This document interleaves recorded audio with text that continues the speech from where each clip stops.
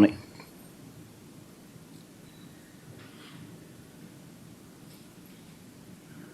ఆ కనిపించే నేపథ్యంలో 100 రోజుల పాలన మీద టాపిక్ డైవర్ట్ చేస్తూ లడ్డూల టాపిక్ తీసుకొచ్చాడు. ఆ లడ్డూల టాపిక్లో చంద్రబాబు నాయుడు అడ్డగోలుగా తప్పు చేసి గుడి పవిత్రతను దెబ్బతీస్తూ అడ్డగోలుగా దొరికిపోయేసరికి మళ్ళీ ఈ టాపిక్ను డైవర్ట్ చేసేందుకు, లడ్డూల టాపిక్ను డైవర్ట్ చేసేందుకు కొత్తగా ఇప్పుడు డిక్లరేషన్ టాపిక్ తీసుకొచ్చి మళ్ళీ అది ఇంకొక రాజకీయం చేస్తూ ఉన్నారు. ఒకసారి గమనించినట్టయితే తిరుమల పవిత్రతను, స్వామివారి ప్రసాదం విశిష్టతను, తిరుమల పవిత్రతను, స్వామివారి ప్రసాదము విశిష్టతను, తిరుమల తిరుపతి దేవస్థానం పేరు ప్రఖ్యాతులను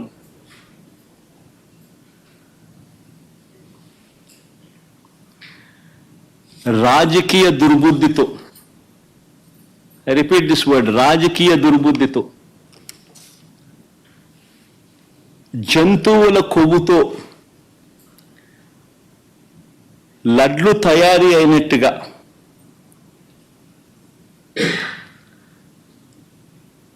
ఒక జరగని విషయాన్ని జరిగినట్టుగా, ఒక జరగని విషయాన్ని జరిగినట్టుగా ఆ కల్తీ ప్రసాదాన్ని భక్తులు తిన్నట్టుగా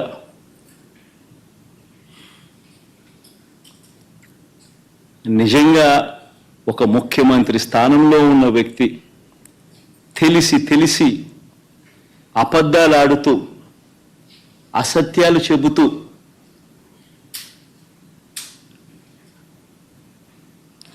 స్వామివారి పేరు ప్రఖ్యాతులను, లడ్డు, తిరుపతి లడ్డు విశిష్టతను దగ్గరుండి అపవిత్రం చేసే కార్యక్రమం సాక్షాత్తు ఒక ముఖ్యమంత్రి చేస్తూ ఉంటే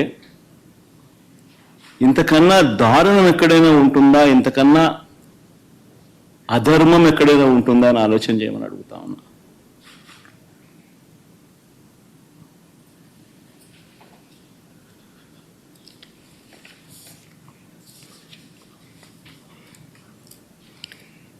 ఒకసారి వీటికి సంబంధించిన విషయాలు మరొక్కసారి పునరుద్ఘాటిస్తా. ఏ రకంగా చంద్రబాబు నాయుడు గారు అనే వ్యక్తి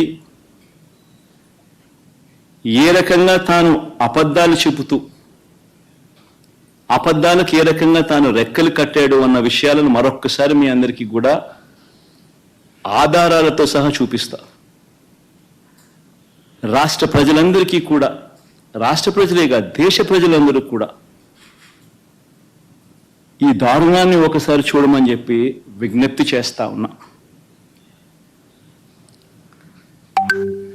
ఒకసారి గమనించినట్టయితే మామూలుగా ఈ టెండర్ల ప్రక్రియ, మామూలుగా ఈ తిరుపతి లడ్డుకు సంబంధించిన ఇవి కొనుగోలు చేసే నెయ్యి కానీ, ఈ పదార్థాలు కానీ కొనుగోలు చేసే ఈ కార్యక్రమం 6 నెలలకు ఒకసారి జరుగుతూ ఉంటుంది. తిరుపతిలో నెయ్యి కొనుగోలు చేసే కార్యక్రమం ప్రతి 6 నెలలకు ఒకసారి రొటీన్గా జరిగే కార్యక్రమం. దీనికి సంబంధించి దశాబ్దాలుగా జరుగుతూ ఉన్న కార్యక్రమం ఇది. ఇదేదో కొత్తగా ఒకరి వల్ల ఇప్పుడు జరుగుతూ ఉన్న కార్యక్రమం కాదు ఇది.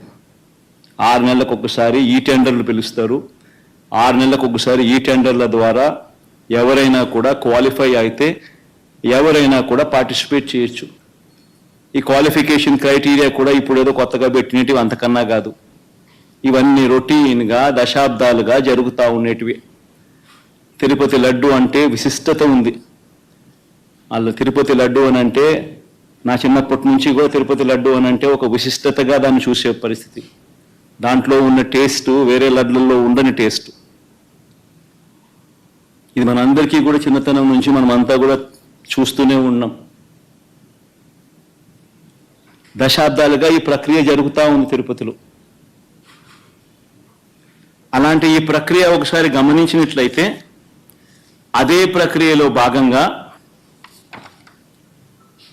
ప్రతి 6 నెలలకు ఒకసారి టెండర్లు పిలిచే కార్యక్రమం జరుగుతుంది. టెండర్లలో ఎవరైనా క్వాలిఫై అయిన వాళ్ళు ఎవరైనా పార్టిసిపేట్ చేయొచ్చు. ఆ క్వాలిఫై అయిన వాళ్ళల్లో L1 ఎవరికైతే వస్తుందో, తక్కువ రేటు ఎవరైతే కోట్ చేస్తారో వాళ్ళకు న్యాచురల్గా టీటీడీ బోర్డు టెండర్ను అప్రూవ్ చేస్తుంది. ఇది ఒక రొటీన్ ప్రక్రియ. దీంట్లో గవర్నమెంట్కి సంబంధమే ఉండదు వాస్తవం చెప్పాలంటే. టీటీడీ బోర్డు అన్నది కూడా ఒక ప్రసిద్ధికాంచిన బోర్డు.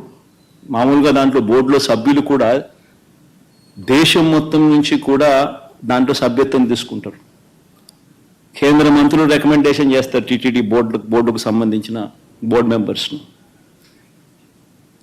చుట్టుపక్కల రాష్ట్రాల ముఖ్యమంత్రులు కూడా రికమెండ్ చేస్తారు టీటీడీ బోర్డుకు సంబంధించిన బోర్డు సభ్యత్వం కోసం. అంటే వాళ్ళ రాష్ట్రాలలో వాళ్ళు విశిష్టత ఉన్న వ్యక్తులనుగా భావించిన వాళ్ళు రికమెండ్ చేస్తారు. అటువంటి కూర్పుతో కూడిన టీటీడీ బోర్డు అది.